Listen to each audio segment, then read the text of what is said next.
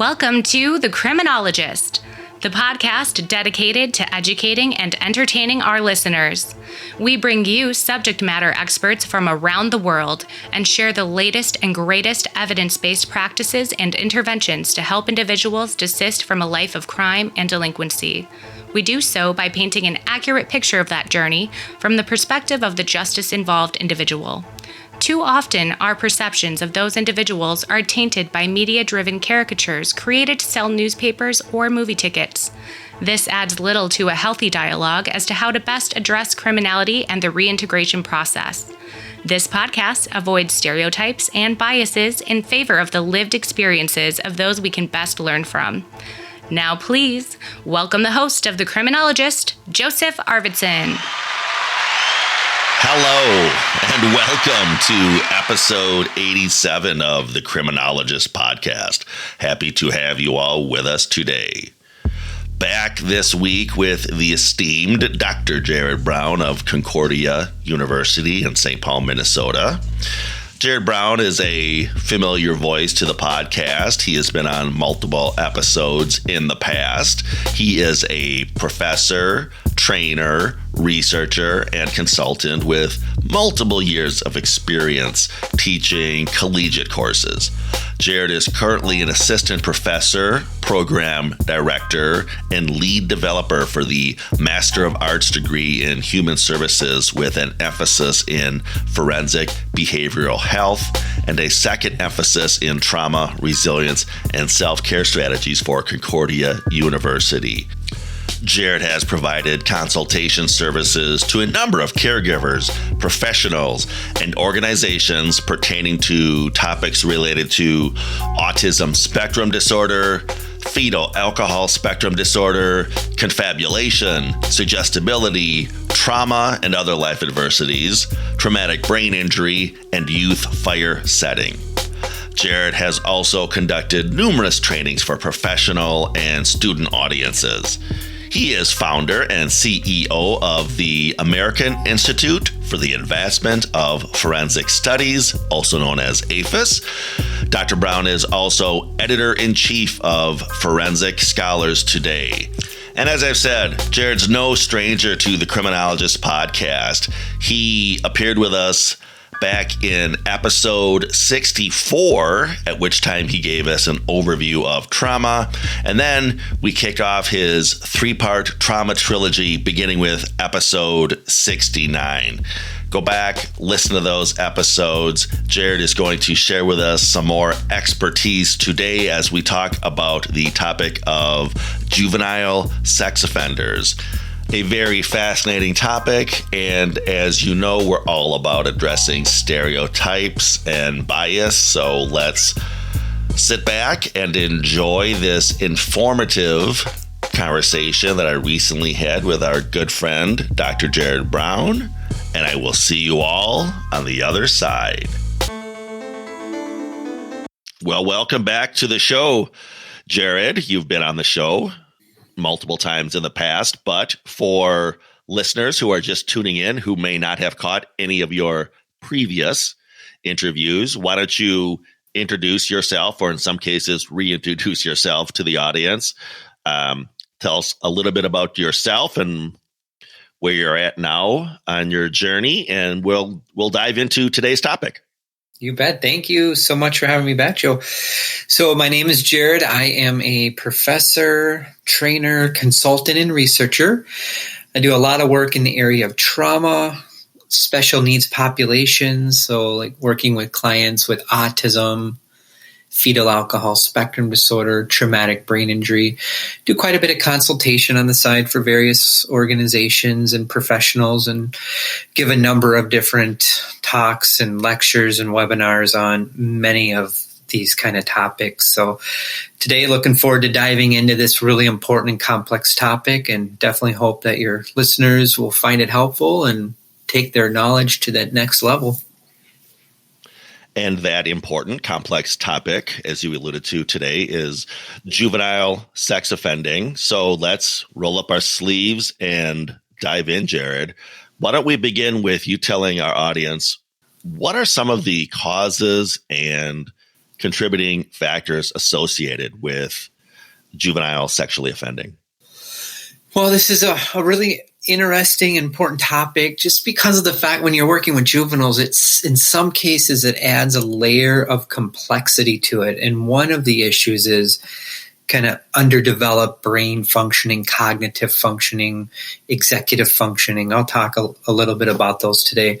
But if we were to put this into context, like how many juveniles commit sex offender? Like we look at all the sex offender literature. Around, depending on what study you look at, and there's international studies on this, and it can vary. I've seen some studies out of Canada that put it around maybe 25, 26% of all sexual offenses are committed by individuals under the age of 18. So it still is a much smaller fraction than all of the sex offenses that go on, but it still is a sizable minority of the numbers. If we look at some of the statistics out of the U.S., and again, this can vary by study and a whole bunch of other factors, so just really take that with a grain of salt. I've seen stats of maybe around 30% of sexual offenses involve a youth as a perpetrator. And if you look at some of this data that's out of the United Kingdom, I've seen it anywhere from 1/5 to 1/3. But again, it can vary depending on a host of factors.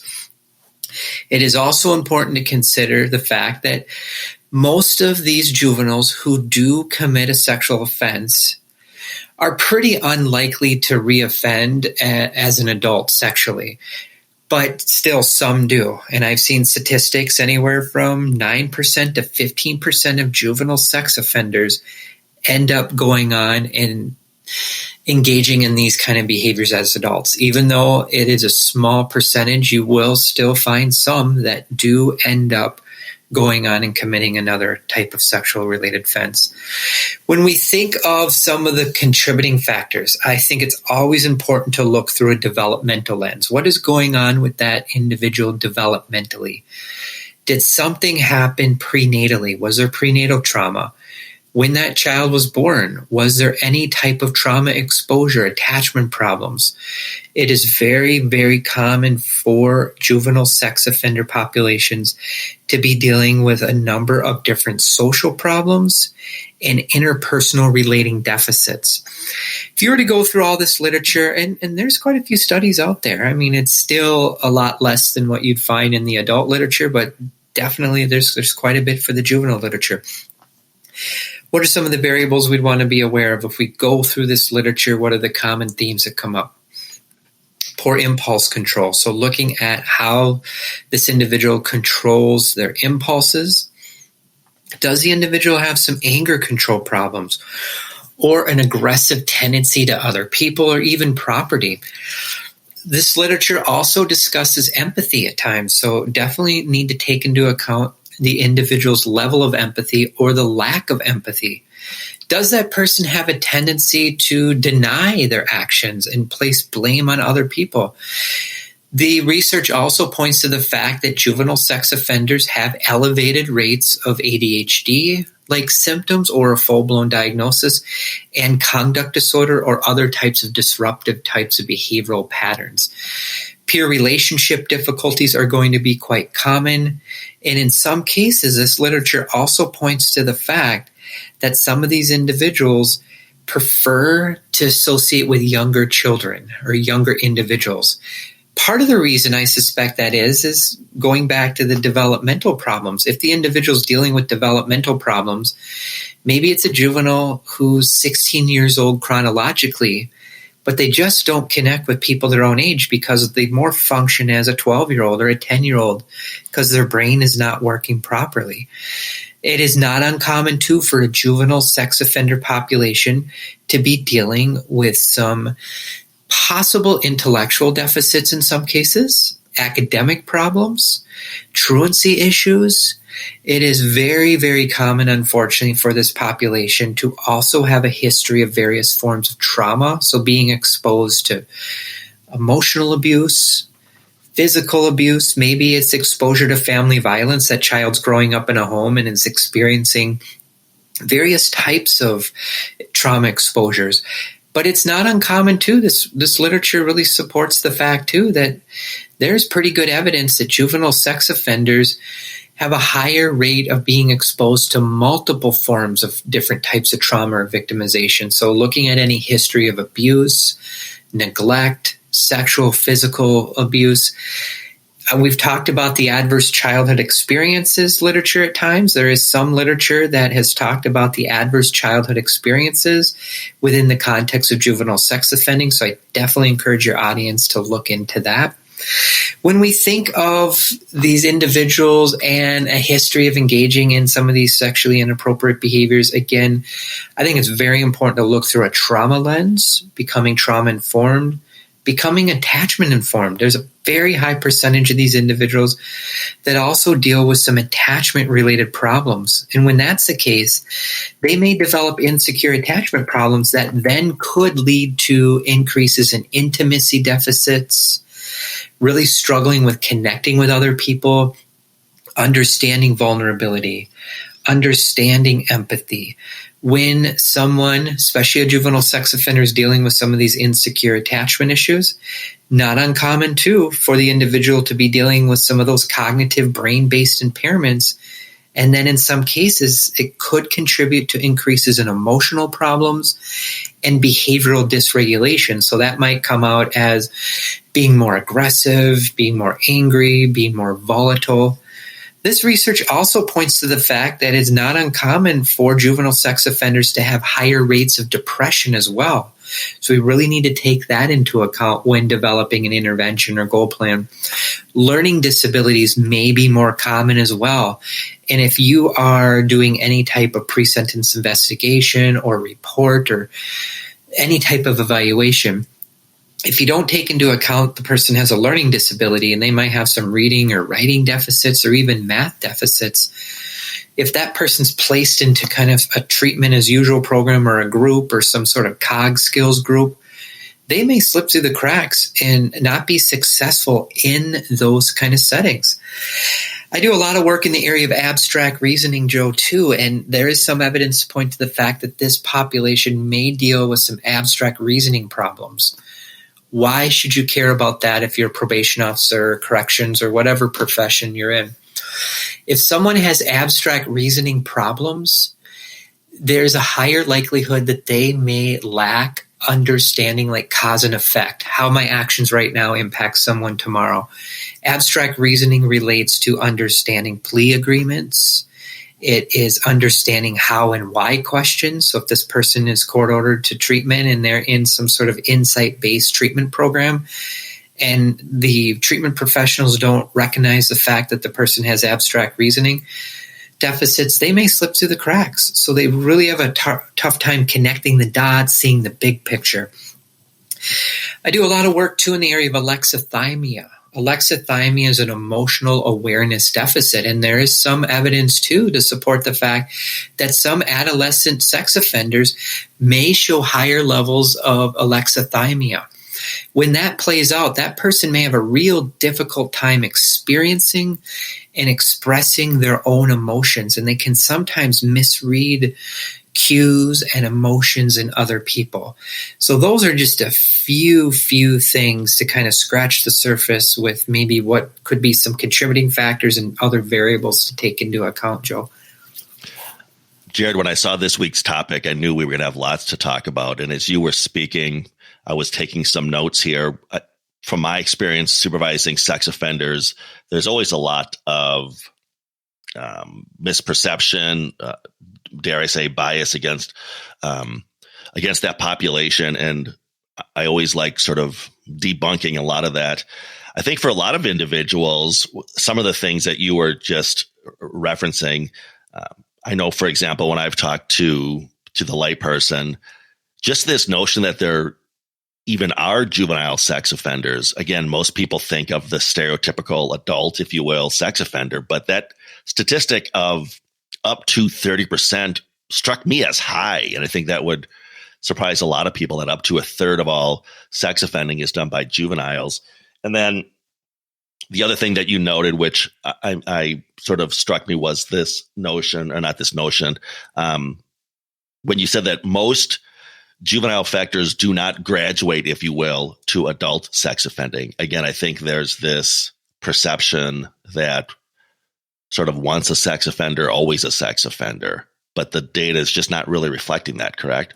Correct. Absolutely. I mean, and that's a great point to really stress why early identification and intervention is so key, because that can disrupt those patterns. And it's not just the sexually inappropriate behaviors. It's not uncommon for some of these youth to also engage in other types of problematic, concerning, and criminal behavior. So we just don't want to look through the sex offender lens. What happens if they have a history of theft and getting into fights, and their judgment is not good, and they place themselves in risky situations, and now they're more vulnerable too? It's kind of a double-edged sword. And to throw another complex layer into this, a lot of the kind of work I do in this area is really around the neurodevelopmental disorder spectrum. So what happens if you're working with a juvenile who has a neurodevelopmental disorder too? You have to take into account, are they more suggestible? Are they more gullible? Do they have a history of confabulating and creating false memories for things that didn't exist? And being aware of that developmental immaturity, where again, maybe you're a probation officer or a therapist working with a 16-year-old court-ordered juvenile sex offender, but developmentally and emotionally and socially, they function as a 10 or 12-year-old, but they're placed into a group with a bunch of other individuals their same age chronologically. That can be a recipe for disaster, especially if the rest of the group can really pick up on kind of the subtle nuances that this person might be a little more lower functioning, they lack some judgment, they're more gullible, they might be talked into doing things that may get them even into more trouble. So really take that into account too, especially when you're working with special needs sex offenders. I'm not going to let you off the hook today before we talk about some of the interventions that are most commonly used when working with this population, but I want to touch on something you just noted, which was the importance of detecting or assessing these variables early on. What does that look like, or what do those tools look like?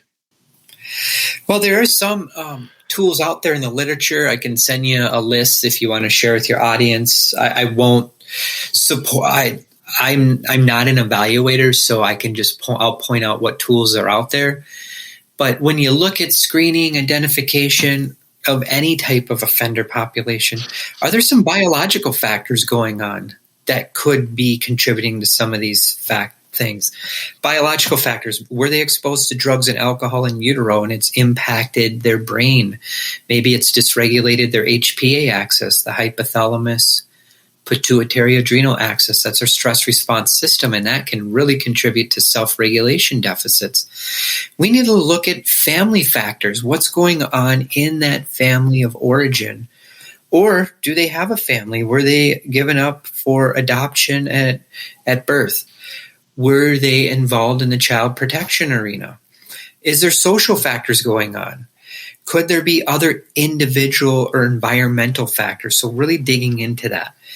Any type of evaluation of youth or children who engage in sexually inappropriate behaviors, I think, really needs to have a pretty comprehensive evaluation that looks at their developmental history. Again, looking at any prenatal factors or postnatal factors. Digging deep into the family history as well. Is there someone in their family member who's engaging in these behaviors, and that child is exposed to that or mimicking these behaviors? Family members dealing with mental health challenges, trauma histories, any type of attachment issues within that family of origin. If appropriate, consulting with the teachers, especially if this child or youth is in a school setting. Getting teachers' input, observations, having parents fill out observation scales. Try to get as many collateral sources of information as possible. School records, vocational records if available. Has there been a disability assessment previously? So looking at any type of evaluations that have been out there. In some cases, the person doing the evaluation may need to refer the individual to a neuropsychologist for some additional cognitive or neuropsychological testing that really looks at this individual's executive functioning capabilities, how their working memory functions, cognitive flexibility, their inhibition that relates to kind of their internal parking brake. Very important to screen for any type of history of trauma, attachment issues, head injuries, co-occurring psychiatric problems, emotional problems, any type of substance use issues. I think it's also very, very important to look at this individual's relationship history with people in a group setting, in an interpersonal setting, how they interact with people they've just met, how they interact with people they've known for a long time. What are their coping strategies like too? Do they know how to cope with stress? Do they engage in really inappropriate problem-solving strategies? That could be a very important target area for treatment and intervention or case management. How do they regulate their emotions? Maybe they have some memory problems, so that's very important to take into account during the court process sentencing. If they have really profound memory problems and that's not taken into account, that could be a real recipe for them violating probation or parole. Do they have some planning or organization or time management or problem solving deficits? Maybe they're very vulnerable themselves. They've committed an offense, but also they're very vulnerable. So looking at any history of victimization or vulnerability too. So those would be a few variables to take into account when someone's doing a screening protocol or even assessment protocol for this population. So when we talk about juvenile sex offending, what are some of the consequences associated with those types of behaviors, Jerrod? Increases in guilt and shame in some cases. It could absolutely put undue stress on that entire family system. It is not obviously if someone's raising a child or a youth or a teenager and they go on to commit a sexual offense, that entire family system is going to be impacted. The family may have a great deal of shame. They may start isolating from the world. They may be embarrassed, or maybe other people are pulling away from them and want nothing to do with them anymore. And then their support system's cut off, and that places added stress on that family system. Maybe there's some anger among the family members. Maybe they've lacked that sense of responsibility. Now that juvenile is involved in the criminal justice system, now are they labeled as a sex offender, and will that label follow them for the rest of their lives? Lots of factors that can really impact that individual throughout the lifespan. It can impact that entire family system. And we need to think of the person that juvenile victimized as well. Obviously, that can be extremely distressing. That can leave emotional scars on that individual throughout the lifespan. So it impacts so many different people on so many levels, unfortunately. And I alluded to this a bit earlier, Jerrod. What are some of the interventions most commonly used when working with a juvenile sex offender population? Very important to individualize your approaches, in my opinion, because again, if you work with one juvenile sex offender, they may differ significantly from the next juvenile sex offender. One juvenile sex offender may be 17 years old chronologically and functions as a 17-year-old. The next juvenile sex offender may have a brain injury, may be diagnosed with a neurodevelopmental disorder, may be 17 years old chronologically, but again, has a brain of a 10-year-old. We need to really individualize the approach, make it personalized to that individual.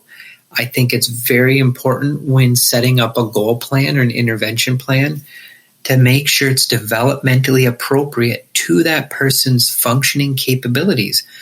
Are we taking into account their social, emotional capabilities? What about their level of academic kind of functioning and understanding? Again, taking into account, is there any learning disabilities at play? Maybe the person would do well one-on-one rather than being in a group because they're so gullible and naive. Or maybe they're dealing with some sensory processing issues, and being in a group can overwhelm them because taking in too much information can be really triggering and lead to some self-regulation issues. What's going on in the family system again? Does the family need extra support, services? When working with a juvenile sex offender population too, I think it's imperative to teach effective problem solving and decision-making skills. Relapse prevention skills are obviously very, very important. Talking about the topic of empathy and victim empathy, promoting positive social and communication skills, doing everything we can to promote that individual's level of academic success is going to be very, very helpful. Very important to use non-judgmental approaches, avoid labeling, so utilizing motivational interviewing, trauma-informed care approaches, promoting positive attachments. What does that mean? Getting the individual connected to a positive support network. Really focusing on social skills, promoting that person's level of just understanding around social skill ability. Maybe they struggle with understanding stranger danger or understanding fear and not talking to someone you just met out in the community. Learning how to make good choices with friends, how to find friends, how to keep friends, how to have an age-appropriate relationship. I think it's very important, too, to look at the individual's usage of technology. Are they using technology appropriately? Maybe they're court-ordered not to be on any type of technology. Looking at history of pornography, too, really taking that into account. Problematic pornography viewing. Was the individual exposed to various forms of pornography early on in life by a caregiver? So really looking at that. Promoting perspective taking, I think, is very important. I haven't talked about theory of mind today, but really understanding theory of mind, on perspective taking, understanding the internal mental states of other people. There are elements of empathy that are wrapped up into that. I think other interventions you might want to consider, again, maybe there's some anger management problems at play. That family system may do well with kind of working with a family support specialist or a marriage and family therapist. Maybe it's consulting with a psychiatrist or a nurse practitioner because medications may be needed for some cases. What about parent management, like types of training or education? Maybe the parents really struggle with understanding age-appropriate parenting practices. Teaching relaxation skills and other positive coping strategies, treating any co-occurring psychiatric issues or substance use issues as well, I think are just a few of the interventions to take into account. I love it whenever you come on the show, Jerrod, because it's a constant reminder that we need to take a really holistic view of how we treat the various populations we work with. And I say that because for anybody else who's listened to every one of your interviews, these same themes keep popping up. But again, I think it speaks to, as I said, taking a wide view and, again, a holistic view of these populations that we serve. Hey, Jerrod, take a minute to talk about your trauma and resilience programs at Concordia University in St. Paul. You bet. We're up and going. We offer an online Master of Arts degree in Human Services with an emphasis in trauma, resilience, and self-care strategies. And we also offer a graduate certificate. The graduate certificate consists of 15 credits, 5 classes, 3 credits apiece. That can be completed in about a year. The master's degree can be completed in about 2 years. We will cover a lot of the topics we talked about today in there. It's a fully online degree program. It is going to be very appropriate for people working in the helping professions who want to take their knowledge to a much deeper level. Some of the topics that we're really going to dig into in that program are all things trauma, adverse childhood experiences, complex developmental trauma, attachment theory. We'll talk about head injuries, sleep disorders, developmental psychopathology, executive function, substance misuse, the impact these things can have on the family system, special needs populations, how it can impact the professional as well. We have an entire class dedicated to talking about self-care and burnout and empathy fatigue and vicarious trauma. It's a cohort model, so when you start, you stick with those same group of students throughout. It's a very multidisciplinary program, so we will have students in there from criminal justice arenas, human service, social service, mental health, and the list goes on. It's a non-licensure program, so we don't offer a license. Like if you go through this program, you wouldn't be in a position to go sit for a license, but you would take your knowledge to a much deeper level, and we would equip you with the tips, strategies, skills, and resources to work more effectively with some of these clients who are impacted by extensive trauma histories, who come into contact with the various helping professions. And as you noted, very important to point out that it is an online program. So wherever you are, my listeners in the United States or around the world, you can take advantage of this great program at Concordia University of St. Paul. Dr. Jerrod Brown, you're going to be back in the future. We're going to set up your Trauma Talk installments for 2022. And of course, have you back for full-on episodes to talk about these fascinating, interesting, and very important topics. Jerrod, thank you for your time. We'll talk to you very soon, my friend. Thank you, buddy. Thank you, everyone. A quick break from the show to give a shout out to our friends at APHIS, the American Institute for the Advancement of Forensic Studies. APHIS is a professional organization dedicated to uniting the forensic communities of criminal justice, education, law, medicine, and psychology. APHIS is a leader in building relationships within the forensic community, locally and nationally. The mission of the American Institute for the Advancement of Forensic Studies is to provide quality education, training, consultation, and research in the forensic studies to professionals and students. APHIS is a leader in connecting members with one another to help facilitate professional growth, increase competency, and awareness in forensic mental health studies. For details as to upcoming training events, webinars, or publications, please visit them at www.aiafs.com. And now, back to the show. My big thanks once again to our friend, Dr. Jerrod Brown of Concordia University in St. Paul. Very excited about his return trips to the program to kick off our Trauma Talk segment in 2022. Speaking of things I'm excited about, quick reminder, I am your brand ambassador for Make Time Count Today. Make Time Count Today is a United Kingdom-based social enterprise looking to grow here in the United States and beyond. They have developed a platform that connects vulnerable people, justice-involved people, with local services that can really help them on their journey. We believe our platform can have a massive impact for service providers that are trying to support vulnerable people in the community. We can connect users with an ecosystem of support, including mentors and family members. We give them a shared calendar, a chat feature, and a service directory for self-referrals. For agencies using our platform, they can manage their users, clients, staff, and all interventions in one place. We enable easy referral from local authorities to multiple support agencies.